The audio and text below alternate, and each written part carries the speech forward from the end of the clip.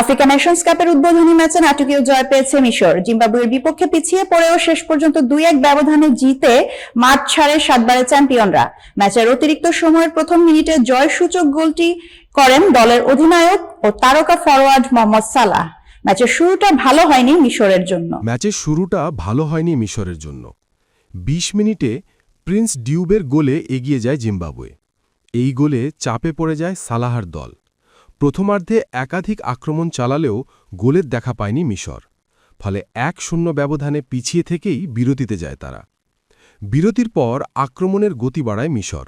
64 মিনিটে ম্যানচেস্টার সিটির ফরওয়ার্ড ওমার মারমাউস গোল করে ম্যাচের সমতা ফেরান। এরপর দুই দলই এগিয়ে যাওয়ার চেষ্টা চালালেও নির্ধারিত সময় আর কোনো গোল হয়নি। ম্যাচ যখন অতিরিক্ত সময় গড়ায় তখনই পার্থক্য গড়ে দেন মোহাম্মদ সালাহ। পেনাল্টি বক্সে ছিটকে আসা বল নিয়ন্ত্রণে নিয়ে নিখুঁত ফিনিশিংয়ে জিম্বাবুয়ের জালে পাঠান তিনি। এই গোলে 3 পয়েন্ট নিশ্চিত করে মিশর। লিভারপুলের হয়ে বহু শিরোপা জিতলেও জাতীয় দলের সঙ্গে এখনও আফ্রিকা নেশনস কাপ জেতা হয়নি সালাহার। এবারের আসরে সেই অপূর্ণতা ঘোচাতে দৃঢ় প্রতিজ্ঞ তিনি। গ্রুপ বি এর পরবর্তী ম্যাচে আগামী শুক্রবার আগাদিরে দক্ষিণ আফ্রিকার মুখোমুখি হবে মিশর। অন্যদিকে জিম্বাবুয়ে মারাকেশে অ্যাঙ্গোলার বিপক্ষে খেলবে।